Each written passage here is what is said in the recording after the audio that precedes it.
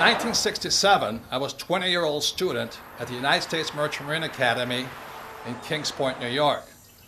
And in 1967, I was standing right on this road here, hitchhiking all the way to Montreal, Canada, to Expo 67, the World's Fair on the Future. But I was going to see one person in particular. It was the geodesic dome, the U.S. Pavilion in 1967, designed by a man named Dr. R. Buckminster Fuller. It was a different time, and that was me in 1967, on my way to meet the man who could see the future.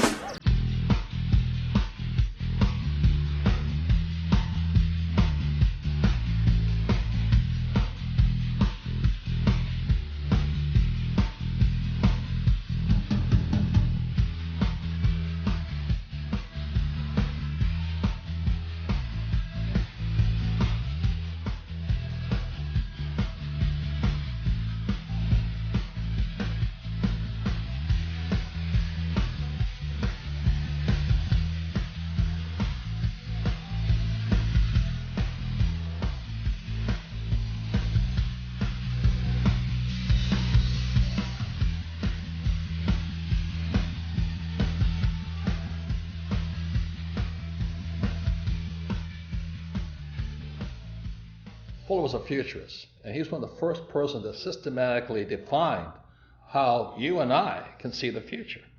So that really intrigued me, because if I could see the future, I could see the future of stock markets, bond markets, real estate markets, and all that.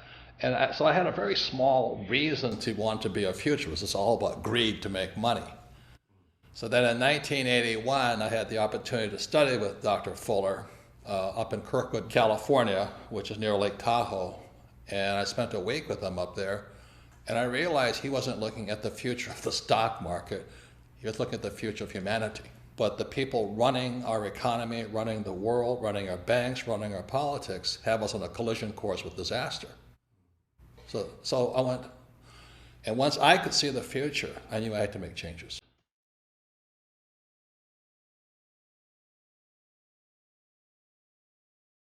I was in rock and roll. You know, I had bands like Van Halen, Boy George, Duran Duran, The Police. And I was having fun, man. It was sex, drugs, rock and roll. You know, I was in my 30s. I thought it was hot life, great life. Then I met Fuller, and then I changed. You know, there's more to my life than just making money and selling hats, wallets, bags, T-shirts, and, you know, sex, drugs, rock and roll. And so after 1981, I started studying with him more earnestly. I studied his books more, especially his book, Critical Path. I started applying what Fuller's teachings, how to predict the future, to the markets, because that's my interest. That's my rich dad and Bucky Fuller, that's where they come in line. They say the same thing. The markets are manipulated.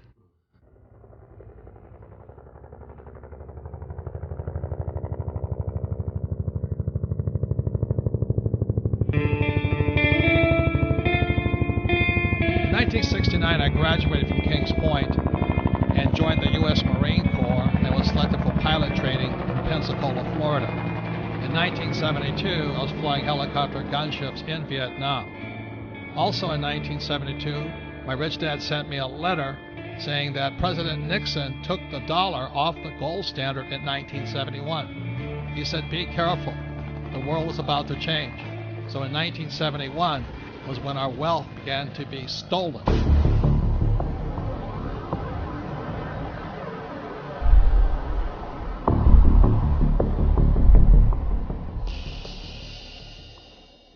Since 1981, I had the privilege, the good fortune to study with Dr. Fuller 3 times.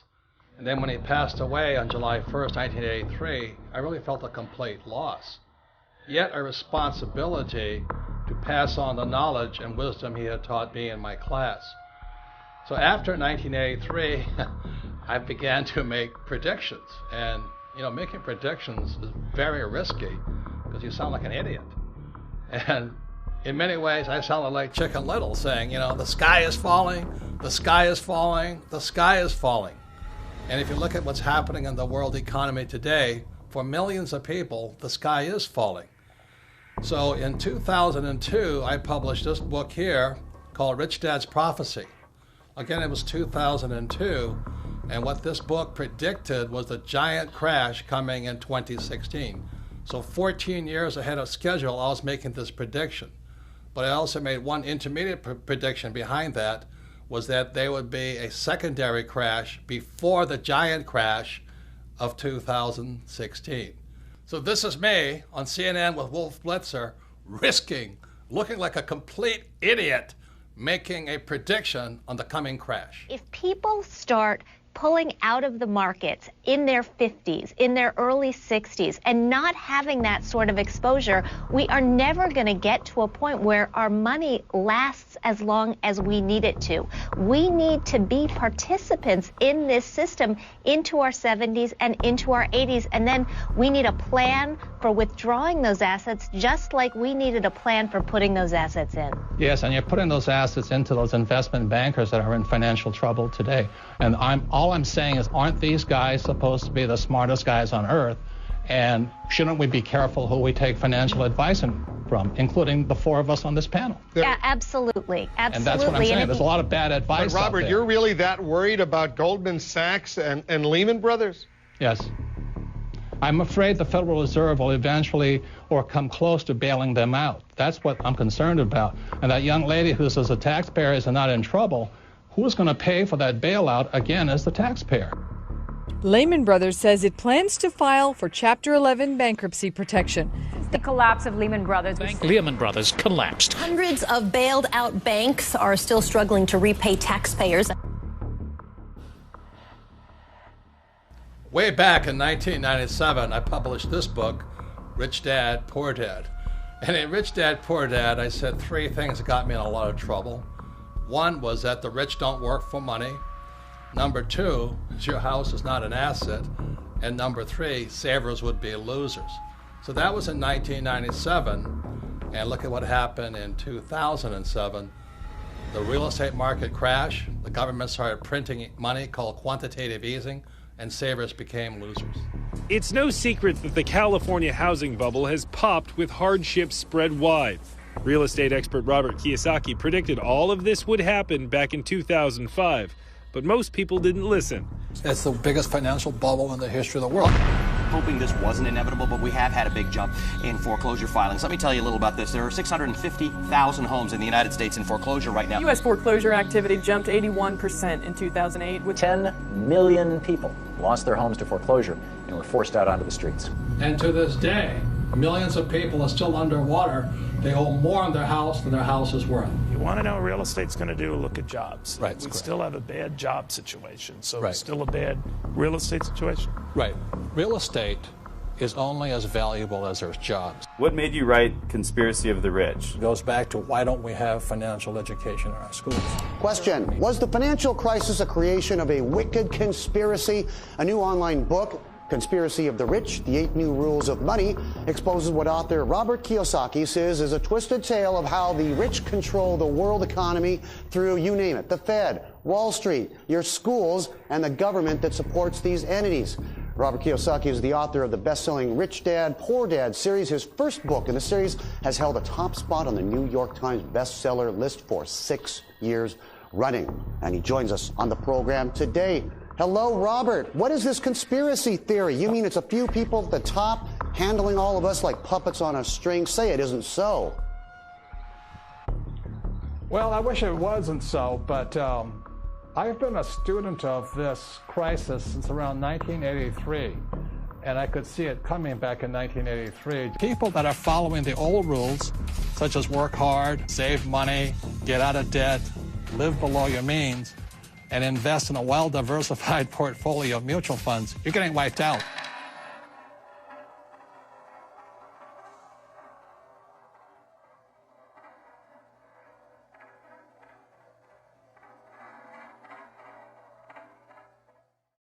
So all coins have three sides. There is no such thing as a one-sided coin. See, all coins have heads on one side and tails on the other side, and the third side is the edge. So in real life, there'll always be people who say you're right, other people who say you're wrong. There's other people who are saying that we should be Republican or you can be a Democrat. See, the intelligent thing to do is stand on the edge. You see, intelligence is found on the edge. The moment you take a side, you say one side is right and the other side is wrong, you become an idiot. And in today's world, we have the battle between the capitalists and the socialists. I say both sides are right, but the most important thing to do is which side is best for you. So stand on the edge, be intelligent, and look at heads and tails. The test of a first-rate intelligence is the ability to hold two opposed ideas in the mind at the same time and still retain the ability to function. F. Scott Fitzgerald.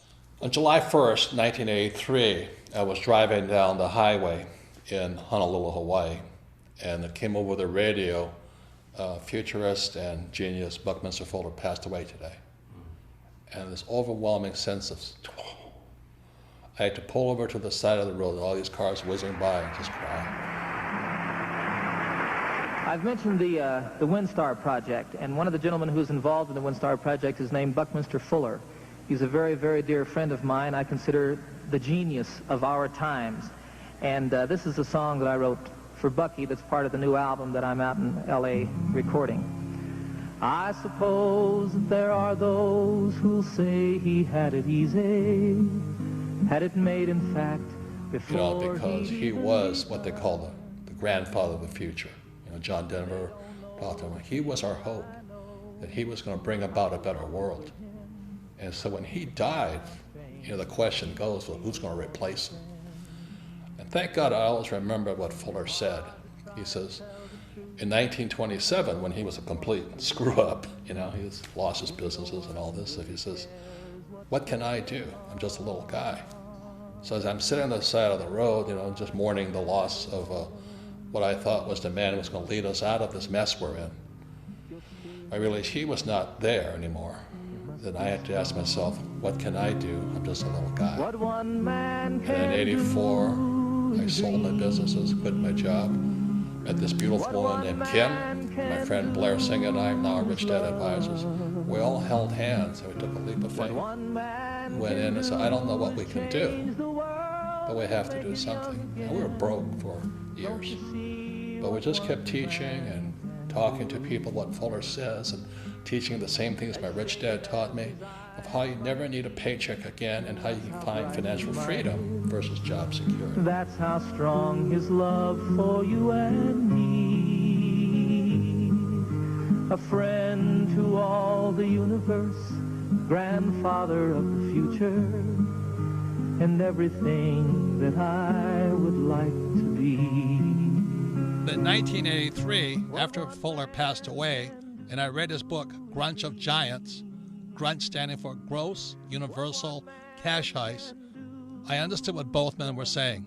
Our wealth is being stolen via our money system. Man can do is change the world and make it new again. Don't you see what one man can do? So the thing I'm upset about is our school system doesn't teach us anything about money and how the ultra-rich are manipulating the system via printing money. They're ripping us off for our money system. So that's why, as I said, there's three sides to a coin. You got to decide which side you're on. You want to be on the poor and middle class side? Knock yourself out. Have a good time. Work hard, pay taxes, and lose money. I want it to be on this side of the coin.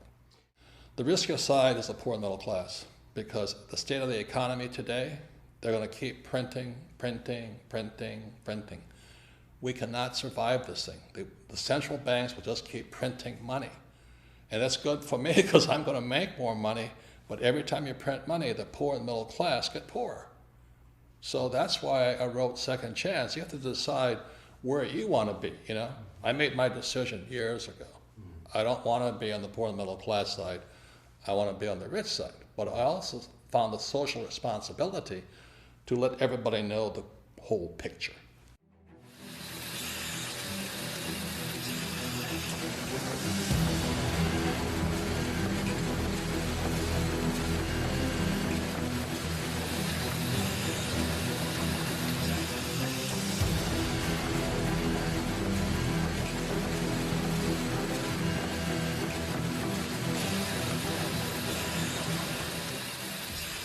Fuller was not only a futurist, he was a scientist, a mathematician, some call an architect. He was asked to leave Harvard not once, but twice, so he never really finished school. He was a genius, but he was hard to define simply because he was a genius at so many different subjects. In 1983, after reading his book, Grunch of Giants, posthumously, after he had passed away, I was surprised because Grunch of Giants was not about math, science, it was about the economy. It was about the future of the economy. And that's when I realized Bucky Fuller and my rich dad, who was my best friend's father, had been saying the same things for years. After reading Grunch of Giants, which stands for Gross Universal Cash Heist, how we're being ripped off by the very thing we work for, money, I began doing my own research on what both men had been saying. See, up to then, I was a proverbial C- student. I only studied just to take a test. I only studied what I was told to study. I take the test and forget about it. But after reading Grunch of Giants and hearing what Bucky said about the future and the economy and what my rich dad had been telling me for years, I became a student for the very first time. I went all the way back, not just taking their word for it, but finding out my own answers. I wrote Second Chance because there's a lot of confusion about this global economic crisis. You know, one side of the coin, especially the politicians, say, hey, don't worry, everything's fine, the economy's coming back. On the other side of the coin, there's people who say, we're on the eve of destruction. You know, buy guns, store food, buy gold, and go into hiding.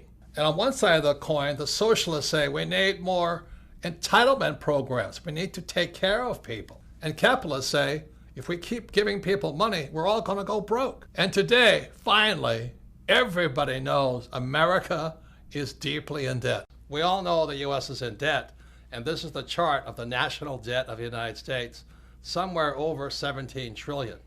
And for some people, that's scary, but what's coming up next, to me, is terrifying. Our leaders have shut down the U.S. government and continually threaten to shut down the U.S. government because America is broke. We're out of money. And all this does is scare people and confuse people.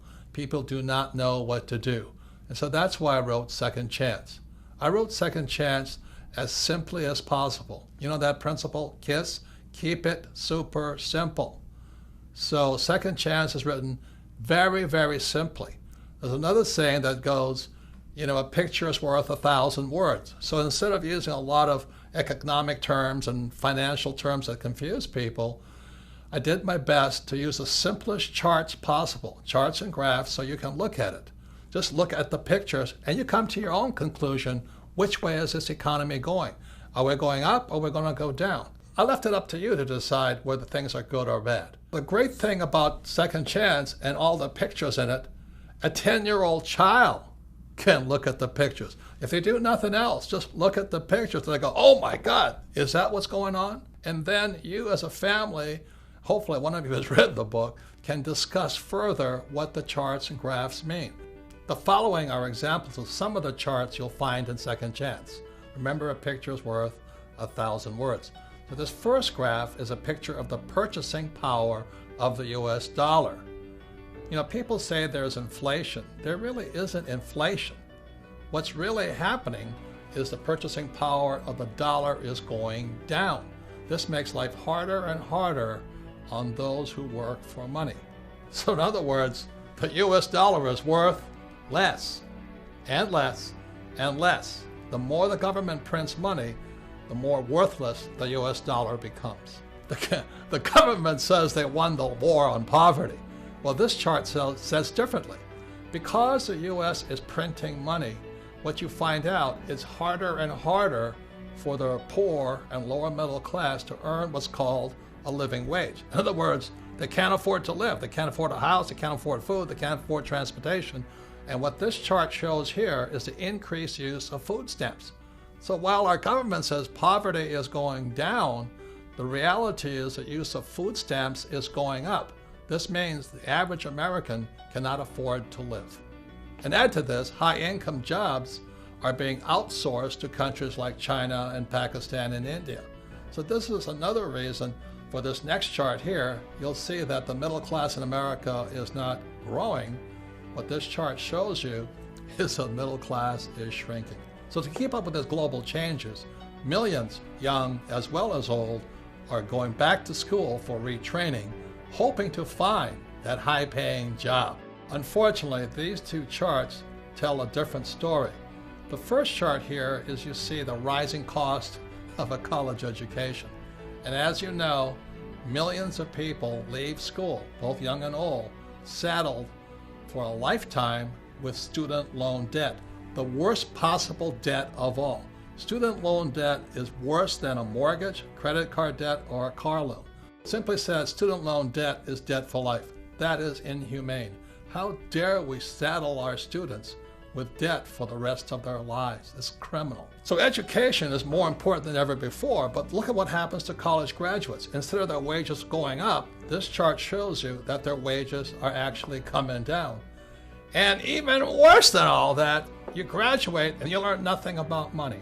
I mean, the question is, why would you go to school to make less money, come out of school deeply in debt, and learn nothing about money? Doesn't make sense to me. And this chart really concerns me. This is the chart on Social Security.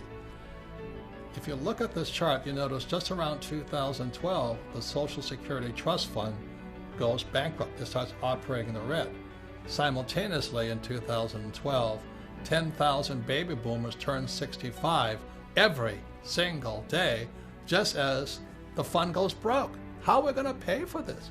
You know, what's going to happen to these old guys? What's going to happen to my generation, the baby boomers? Will the baby boomers, the most affluent generation in history, soon become the baby busters? I'm concerned about my own generation. Worst of all, how are we going to pay for these old guys like me? You know, Medicare goes up, expenses go up. You know, life doesn't get cheaper when you get old. You know, it is estimated that Social Security, Medicare, and other entitlement programs is an off-balance sheet debt of $100 trillion to $250 trillion. Most people do not know how big that debt is. How are we going to pay for this? Print more money? Who is going to pay for this? You? Your kids? Your kids' grandkids? Who is going to pay for this? Are we just going to print more money? And this leads to the next thing that really concerns me. These next two charts shows you what happens when a country prints too much money. Again, as Bucky taught me, to see the future, look at the past. And what you see here is a chart of the German Weimar government between the years 1918 and 1923. The German government, to pay its bills, began printing and printing and printing and printing. So the German economy looked good because the economy was growing with all this printed money. But what happened was it eventually collapsed after 1923. What happened was this: if you were a millionaire in Germany prior to 1918, by 1923, you were a pauper. I'm afraid that's what's going to happen to millions across the world if the United States keeps printing money. So here's a chart of the United States today. It's called quantitative easing. You know, it just keeps going up. The reason they call it quantitative easing, that's simply government speak, government jargon, a way of keeping us confused. Quantitative easing simply means printing money. Notice the similarity between Germany between 1918 and 1923 and the United States today. And so here we are in 2015, and let me tell you, it's spooky. It's a long way down. And when I look back, you know, at the giant crash of 1929, it's very small. So the question I ask you, which way is the economy going? Hopefully my rich dad and Bucky Fuller are wrong, that the stock market will keep going up.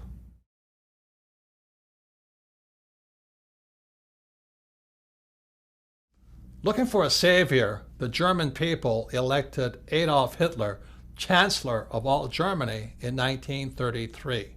After taking control of Germany, Hitler is quoted as saying, "What luck for the rulers when men do not think." Same thing is going on in America today. That's why there's no financial education or school, and that's why our government can get away with what it's doing. I see similarities between then and now. Do you? And that's why I wrote Second Chance, because it's time we start to think.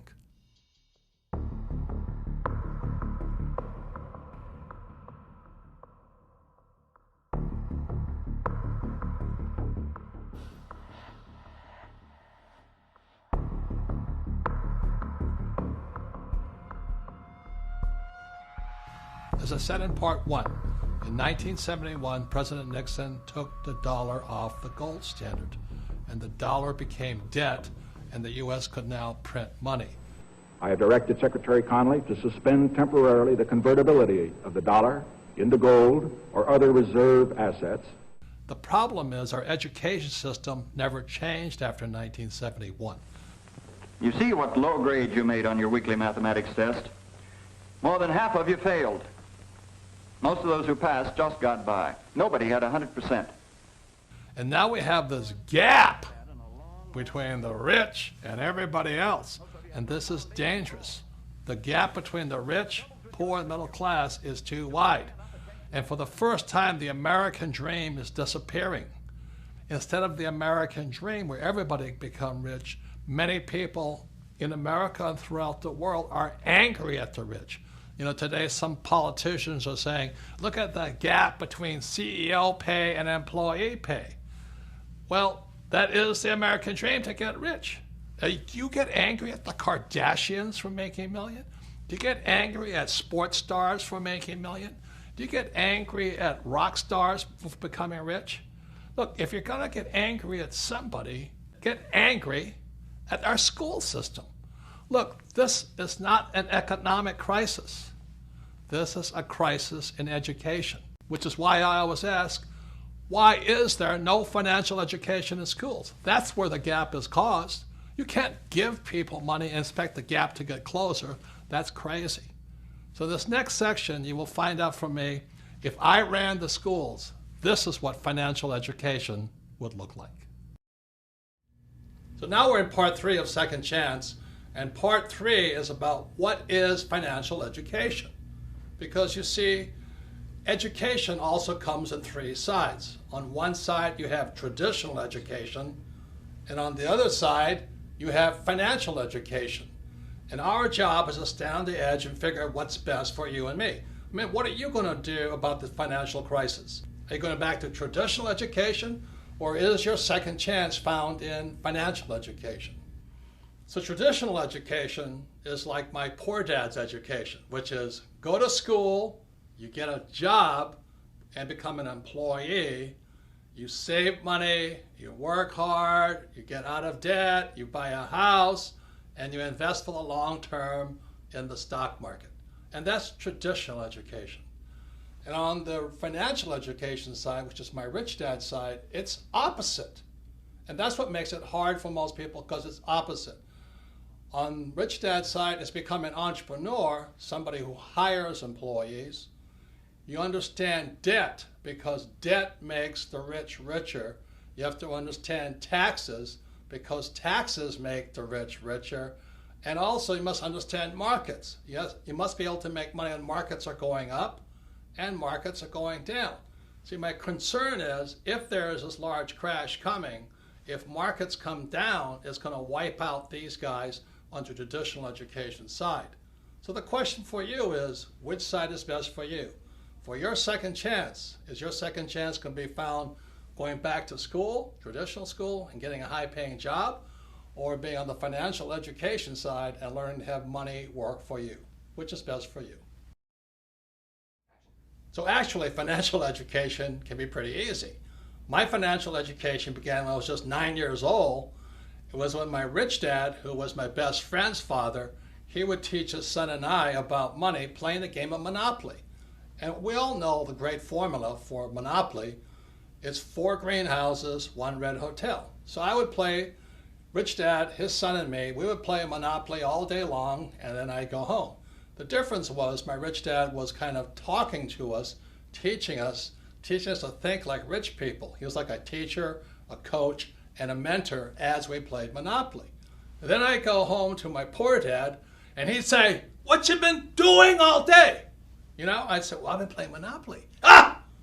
What a waste of time. Go and do your homework. Because if you don't do your homework, you won't get good grades, and you won't get a good job." So that's where my financial education began. See, my poor dad's a great man.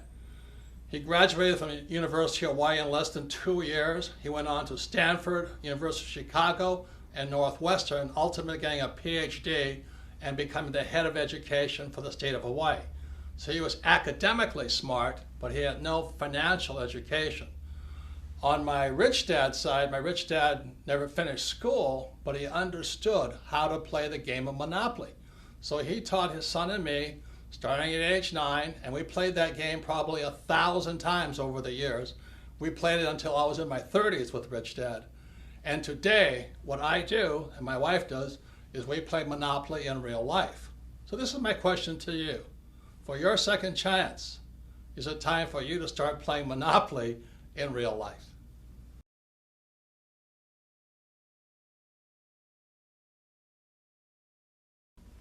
So behind me is the cash flow quadrant. It is book number 2 in the Rich Dad series. And the cash flow quadrant is a very important book. And again, you're going to find out things are opposite. See, on one side of the quadrant, you have E and you have S. This is my poor dad side. E stands for employee. S stands for self-employed, small business, specialty, a specialist, or a star, like a movie star or golf pro. So we have E's and S's on one side. And on my rich dad's side, you have B's, which stands for big business. These are the guys like Henry Ford, Mark Zuckerberg, Steve Jobs, Bill Gates. And I stands for investor, but just not any investor. This stands for professional investor.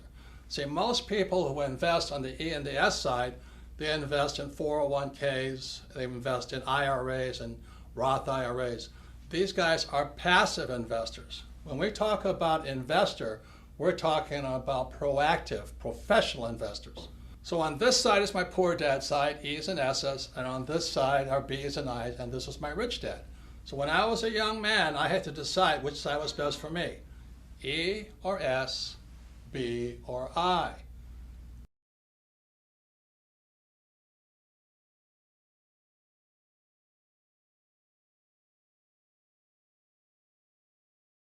So this is a very important subject now. It's called taxes. Now, most people hate paying taxes. So let me ask you this question. You have E's, S's, B's, and I's. Who pays the most taxes? Okay, so on the E's, and this is true throughout the world, it's about 40%. So if you're an employee, a major part of your paycheck goes to pay taxes, and that's how your wealth is being stolen.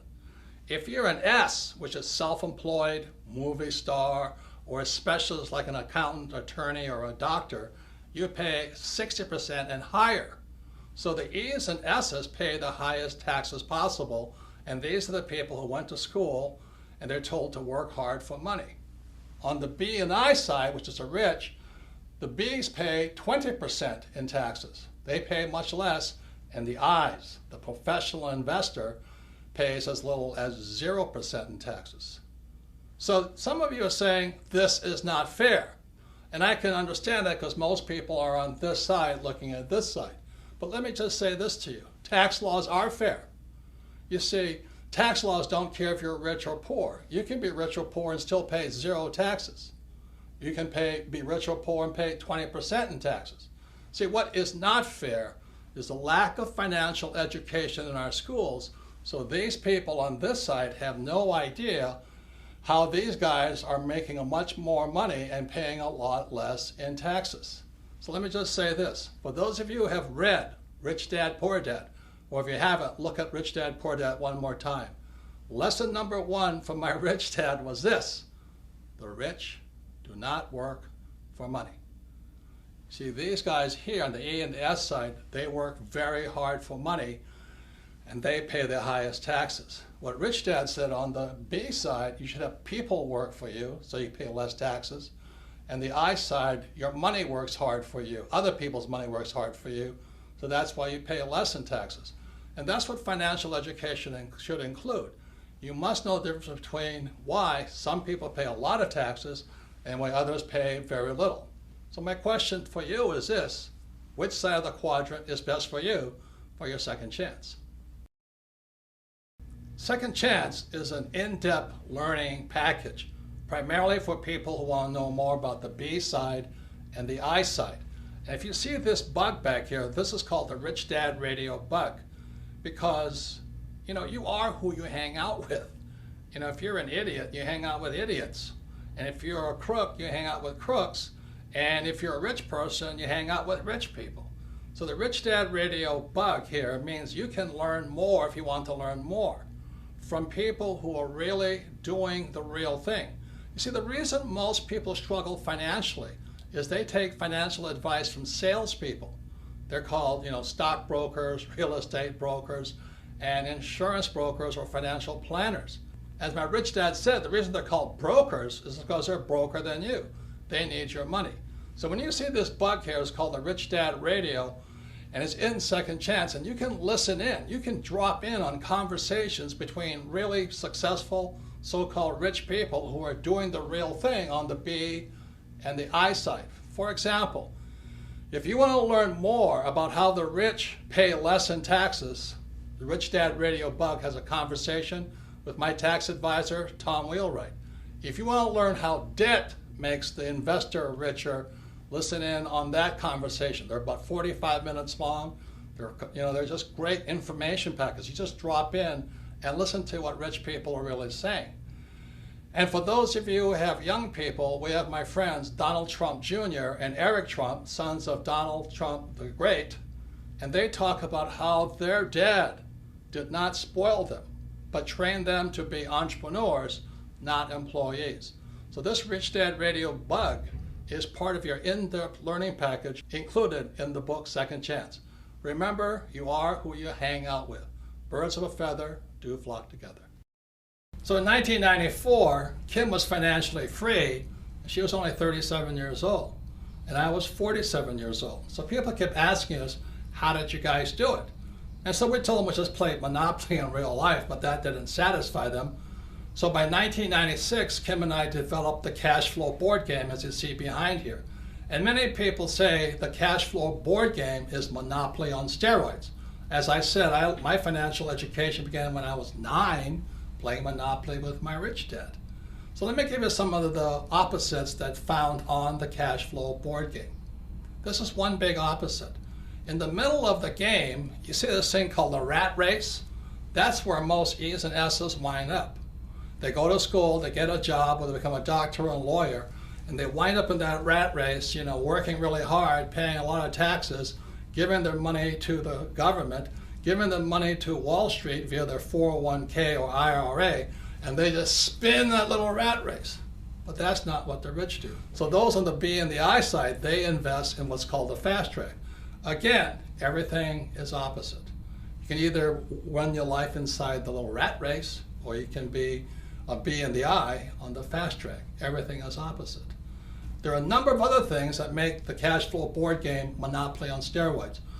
One big reason is cash flow is the only game that encourages you to use debt to become rich. Now I know some of you are going, oh, I'm so afraid of debt. And you should be, because you have to learn how to use it. Debt is dangerous if not well used.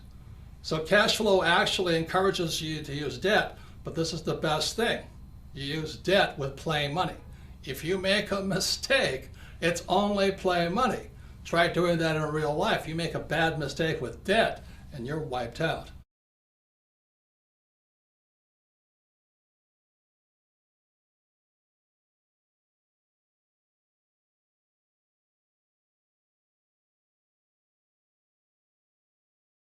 This is the most important part of the cash flow game. The cash flow game, again, Monopoly on steroids, is the only game that teaches you to use a financial statement. Now, 99.9% of all kids leaving high school have no idea what a financial statement is. Can you imagine that? You see, on my poor dad's side, the E and the S side, my poor dad says, oh, you have to have good grades. So when you're in school, your report card is A, B, C, D's, and F.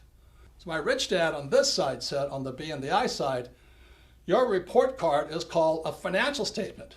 So many people leave school thinking their report card's the most important thing. Would they have a 4.0 or 2.0? Who cares?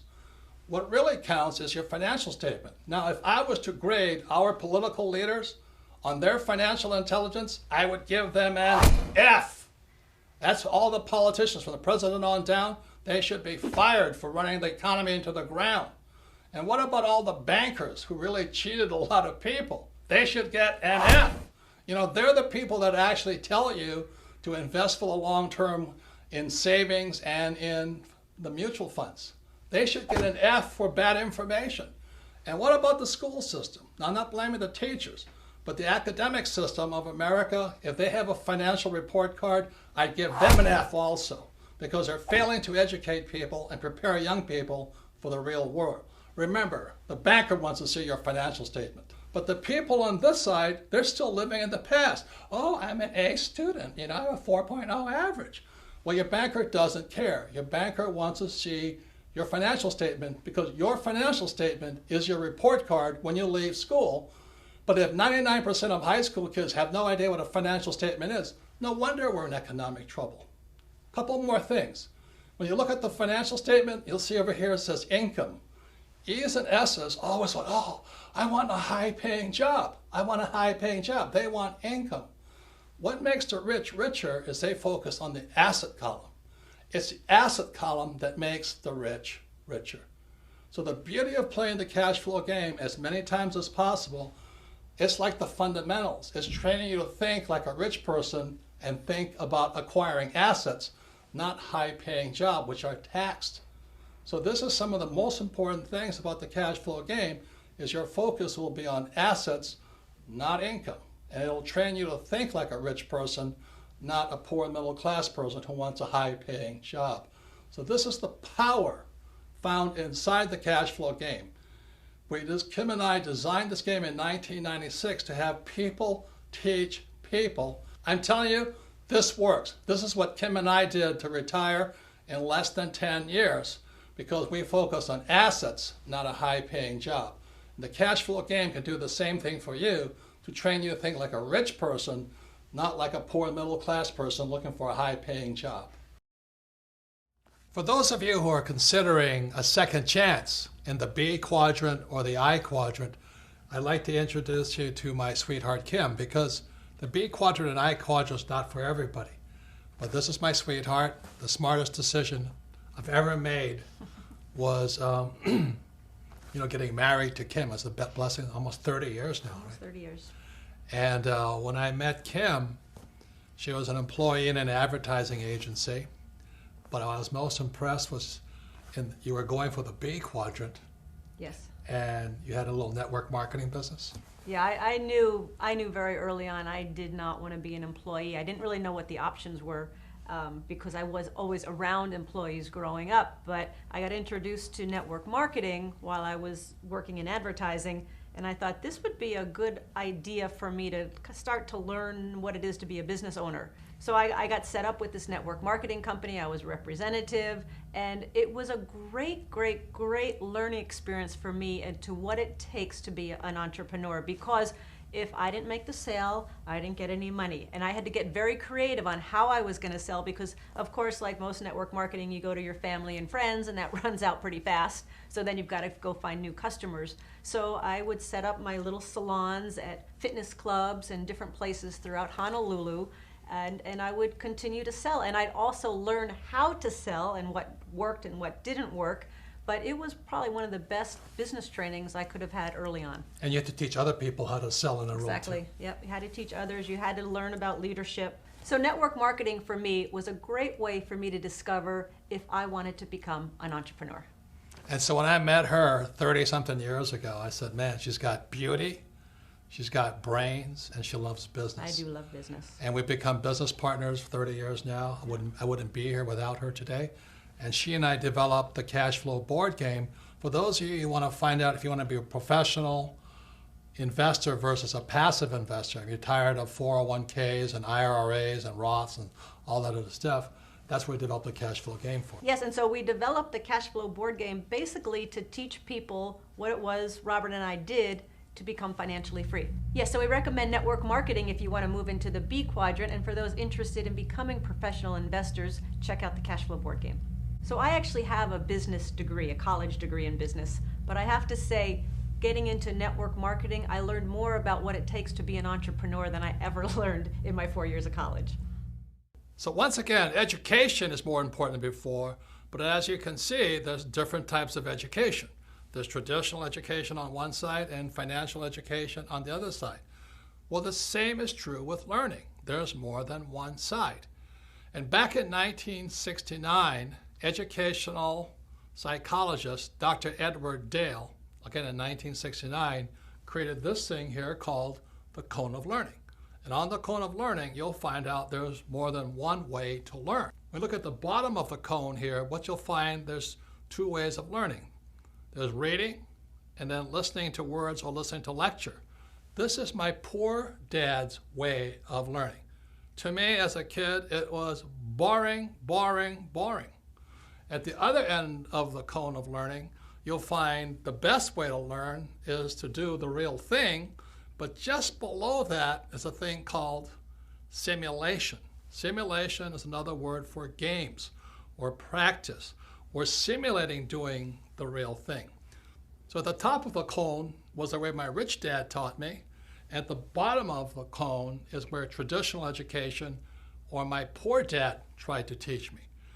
So what Edgar Dale, again, Dr. Dale in 1969, educational psychologist, found out that reading, you retain the least, less than 10%. And then when you listen to lecture, it's about 20%. So that's why in school, so much of the time is I would attend class and listen to a lecture and forget everything. So once again, it's more than two ways to learn. At the bottom, these are the A students. And a lot of times at the top, these are the C students or D students. How many of you have met people who are really smart in school, but they can't do the real thing? And that's one of the problems I had with traditional education. They give you all the answers, but these people aren't that bright. They don't know what to do. They can't do much. They're afraid of making mistakes. So that's the bottom of the learning curve that Dr. Edgar Dale found out, and the top. Now you move up to the next level. The next level is looking at pictures. And one of the reasons I did Second Chance in so many pictures is to improve your retention, to improve your learning, and that's up to about 30%. Now moving above that is you watch a movie. And this video, this movie called The Man Who Could Predict the Future is, again, we did it just to increase your retention, so you remember more and forget less. So moving up the cone of learning, you have this thing called participating in a discussion. And that's really high up there. And the reason we have Rich Dad Radio, the bug, so you can go inside Second Chance, is you can participate by dropping in and listening to discussions from real people who are doing what they talk about, who know what they're talking about. And up at 90% is a thing called simulation. And that's where games come from. The reason I learned so much from my rich dad was because my rich dad used a game of Monopoly. 4 greenhouses, 1 red hotel. I retained a lot. I learned a lot. And then rich dad would coach me and talk to me and educate me about how to do the real thing. So that I hear many people say, oh, it's so risky. What you do is so risky. Oftentimes, those are the people who are like my poor dad.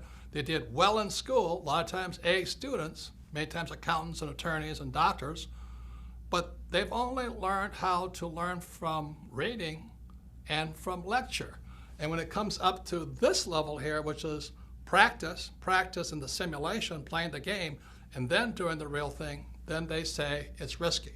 And it is risky if you've been taught not to simulate, not to practice.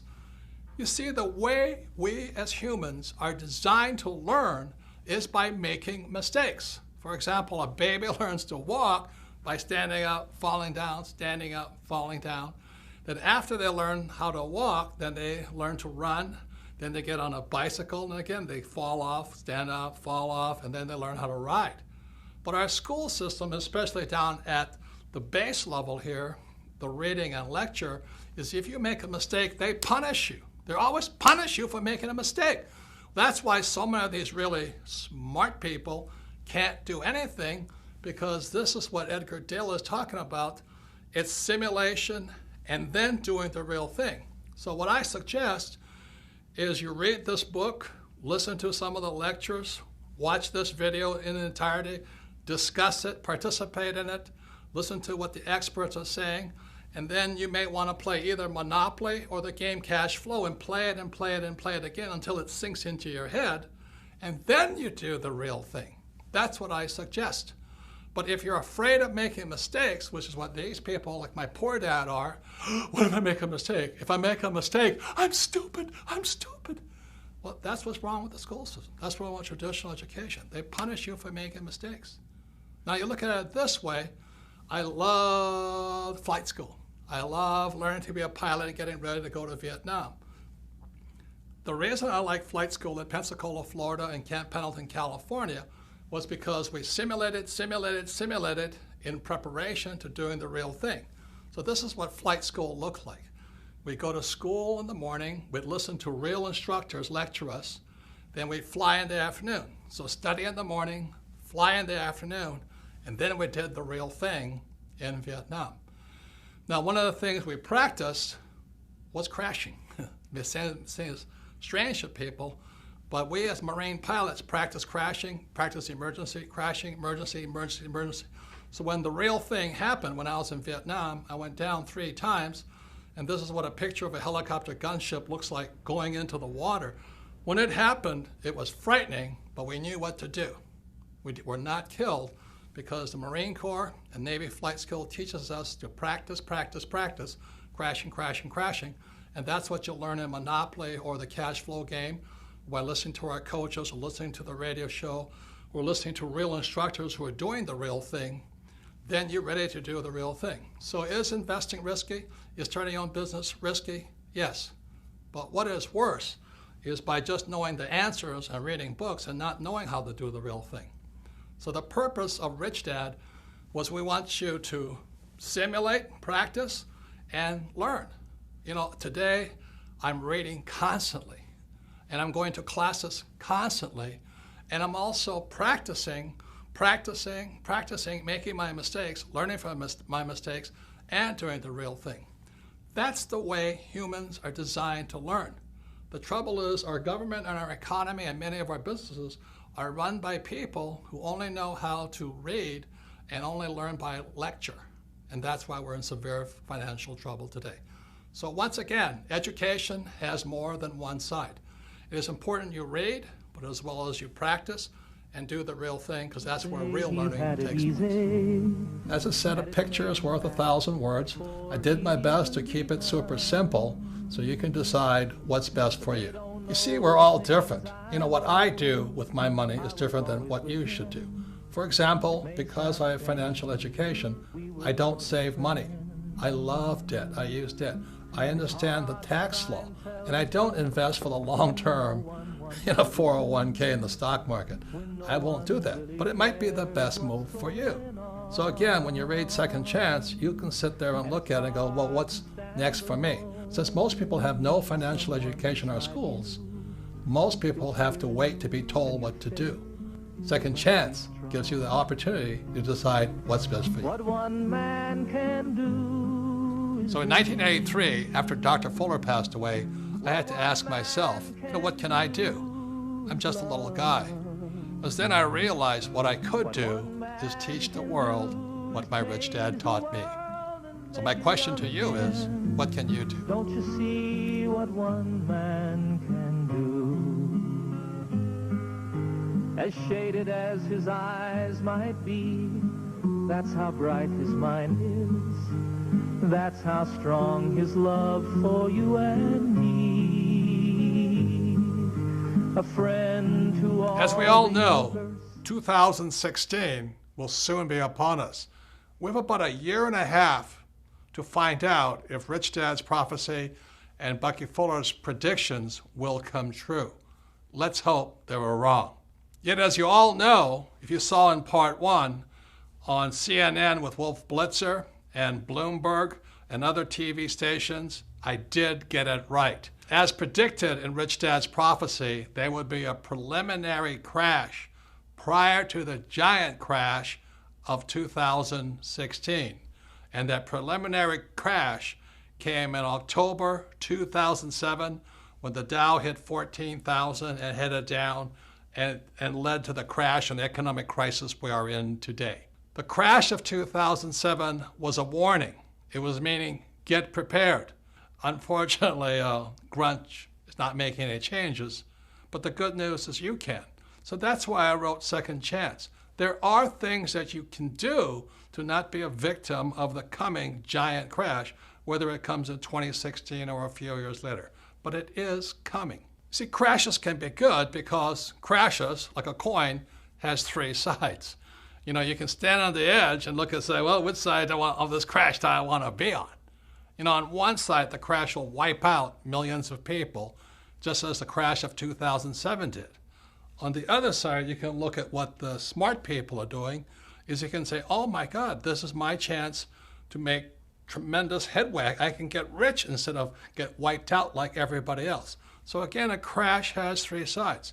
Your job is to decide which side do you want to be on.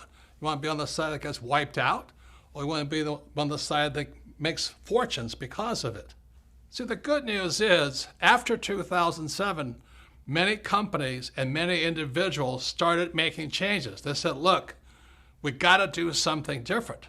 So those people, when the next crash comes, again, be it 2016 or a few years later, they'll be stronger, better, more prepared to do very well when that crash comes. So the good news is, in a crash, you can get richer much, much faster. I mean, after 2007, I thought I died and went to heaven. It was a wonderful time, except unfortunately, millions of people got wiped out because they didn't know what was coming. So remember this, it's really a good time in a crash because when things come down, you actually can get rich faster if you know what you're doing. For example, and let's say this doesn't happen, let's say the US dollar crashes, it goes down. Well, on the other side of it, if you're in precious metals like gold and silver, you can get rich really quickly. That's how crashes work. Another thing, if the dollar crashes, savers will be losers, but debtors will be winners.